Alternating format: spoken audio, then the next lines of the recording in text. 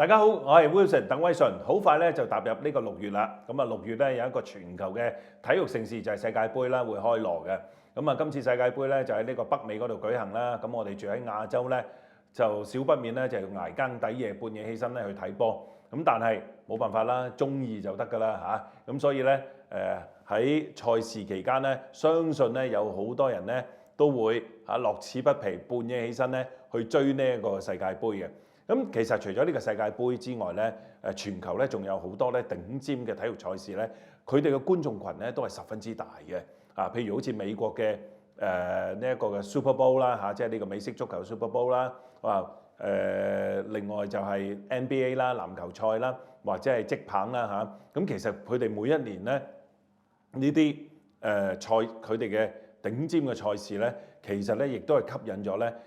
成億上萬嘅呢一個嘅觀眾咧去收睇佢哋嘅比賽嘅。咁所以形成咗咧，其實呢個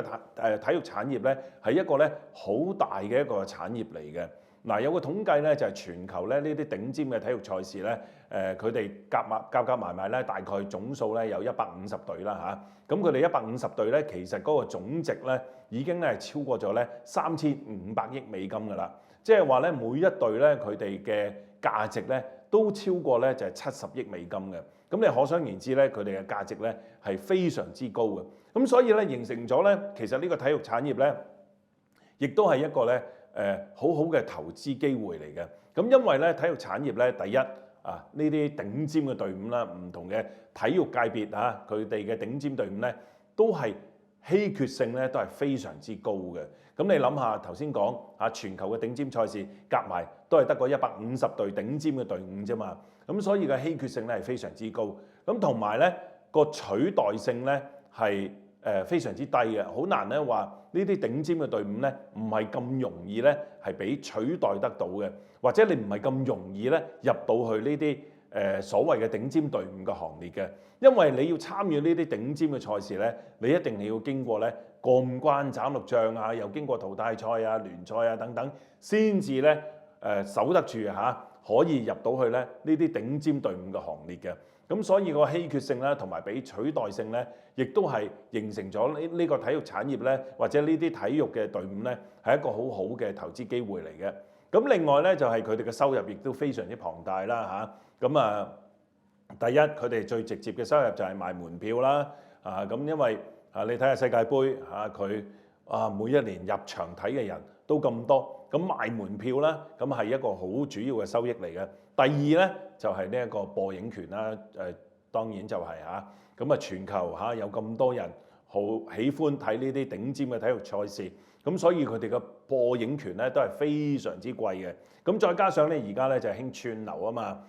以前咧就係傳統電視台走去競逐呢啲嘅播映權，但係而家又多咗網上嘅呢啲串流平台。呢啲串流平台咧，佢哋亦都咧係好吹得起錢嘅。咁所以咧喺呢個播映權，無論係線上啦或者傳統嘅媒體咧，呢個播映權咧，亦都係一個好主要嘅收入來源嚟嘅。咁第三當然就係賣一啲商品嗰啲啦咁因為你要追捧一啲隊伍嘅話咧，咁會連佢嗰啲周邊嘅商品嗰啲隊衫或者其他唔同嘅商品咁亦都係一個非常之大嘅產業嚟嘅。咁所以咧呢一個嘅體育產業咧係不容忽視呢一個嘅投資機會嚟嘅。咁同埋咧體育產業咧就同傳統嘅資產類別咧係好唔同嘅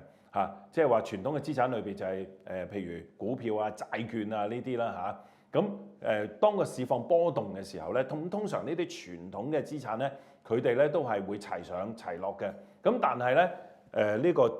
體育產業咧就唔同嘅，就唔會話真係因為咧傳統嘅資產類別嘅市場咧波動嘅時候咧，咁佢哋呢一種嘅體育產業嘅呢一啲嘅資產咧，嗰個波動性咧係相關性咧係同呢一個傳統資產咧係非常之低嘅。咁所以咧形成咗咧就係如果喺呢個投資組合裏邊啦有呢啲嘅體育產業嘅一啲資產喺度咧，係會令到你整體嗰個嘅組合咧嗰個波動性咧係會降低嘅，因為佢同傳統嘅資產嘅波動性唔同啊嘛，係會降低嘅。咁所以咧亦都係會提高到咧你整體成個組合咧嗰個嘅效能嘅。嗱咁當然啦嚇，一般嘅投資者咧要去直接投資落去呢啲嘅體育產業咧係比較難啲嘅。咁所以咧通常咧我哋會透過咧一啲基金啦嚇，或者係一啲另類嘅基金咧去投資落去咧呢啲嘅產業嗰度嘅。咁因為咧呢啲嘅另類嘅基金咧後面咧佢有一啲咧對呢啲體育產業非常之熟悉嘅一啲嘅專家喺度。咁佢哋可以咧直接咧投資到咧，用佢哋過往嘅一啲嘅關係咧、經驗咧，可以直接投資到落去咧呢啲嘅體育產業嗰度嘅。咁所以咧就通常咧我哋係會靠咧一啲嘅基金啊，或者係另類基金咧去接觸咧呢一類型嘅體育嘅相關嘅一啲嘅投資嘅。